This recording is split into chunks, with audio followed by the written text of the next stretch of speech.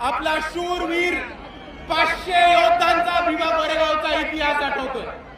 आणि इतक्या वर्षापूर्वी जरी ती लढाई झाली असेल तरी 2025च्या शेवटी 2026 मध्ये जाताना आजही भीमा कोरेगावला लाखोच्या संख्येने भीमानुयायी येतात आणि आपण यांनी हेच दाखवून दिले की भीमा कोरेगावच्या दिवशी ज्या योद्ध्यांनी इकडे पेशवाई माती काढण्याचं काम केलं होतं त्यांना आम्ही विसरलेलो नाही आहोत मित्रांनो। आणि दुसऱ्या बाजूला ज्या 500 शूरवीरांनी इकडच्या व्यवस्थेच्या विरुद्ध, इकडच्या परिस्थितीच्या विरुद्ध आणि इकडच्या पेशवाईच्या विरुद्ध बंद उकरण्याचं काम केलं होतं त्यांना आपण अभिवादन करायला येतो तेव्हा फक्त महाराष्ट्राला नाही तर भारताला नाही तर अख्ख्या जगाला दाखवून देतो की हे बाबासाहेबांची औलाद अजूनही लढलेलो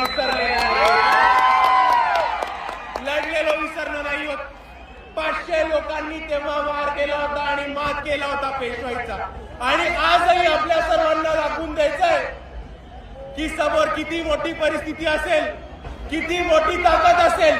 तरी आज जर इकडे 500 लोक बाबासाहेबांचे अनुयायी जमले तर समोरच्याला कापल्याशिवाय राहणार नाही ही ताकद आहे। आणि म्हणून मी आपल्या सर्वांना एवढीच विनंती करतो की आज जसं आपण भीमा कोरेगावच्या इथे अभिवादन करायला एवढ्या मोठ्या संख्येने आलो त्याच पद्धतीने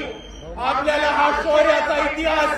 आणि आपल्याला आपल्या समाजाचा लढवय्या इतिहास पुढे घेऊन प्रत्येक क्षेत्रामध्ये घेऊन जायचा आहे आणि भीमा कोरेगावच्या शौर्यांना आपण तेव्हाच अभिवादन करू जेव्हा आपण त्यांच्या पद्धतीने त्यांच्यासारखे छाती टोकपणे लढणं शिकू। एवढं म्हणून मी माझे 2 शब्द थांबवतो। आपल्या सर्वांना एकदा पुन्हा एकदा जय भीम, जय संविधान।